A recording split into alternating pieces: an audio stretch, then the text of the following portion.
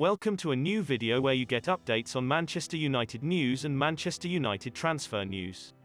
After finishing a disastrous 6th in the Premier League last season while creating all sorts of unwanted records, but fans around the world did not hold out too much hope as they are aware of the Glazers and their stingy attitude when it comes to buying players. They have never spent their own money and instead have drained United's money for their own benefits.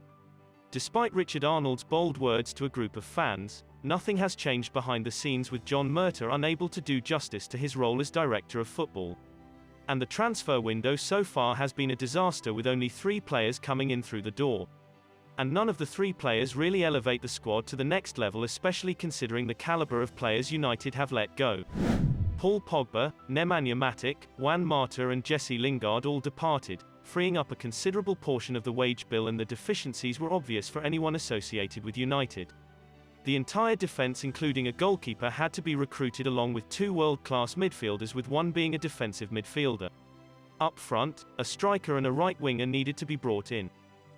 He was promised a minimum of 5 players, including his primary targets, but those promises remain to be fulfilled.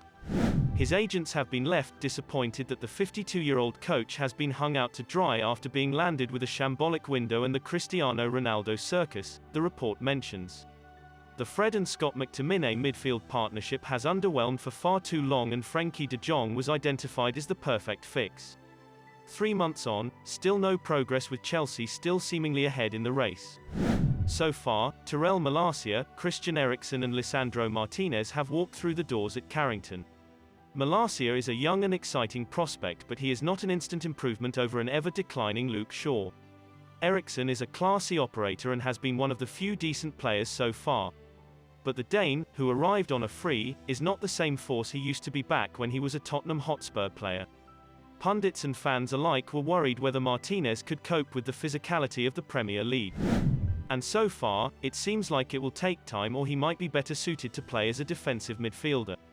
Harry Maguire and Shaw are still starting games, while the Ronaldo circus still has not died down. David De Gea is still letting in soft goals while being a liability with the ball at his feet. Not to mention that Fred and McTominay remain Ten Hag's only available senior midfield partnership. Antony was supposed to be Ten Hag's preferred choice as attacker, but Ajax's valuation has meant United are not interested in a deal.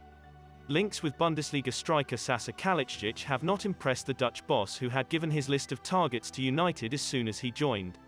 United fans empathise with Ten Hag and the cruel hand he has been dealt with. There is very little hope of the Red Devils salvaging the window, with an underwhelming signing of Adrian Rabiot set to take place soon. But let's look at the bright side. At least, they did not sign Marko Arnautovic.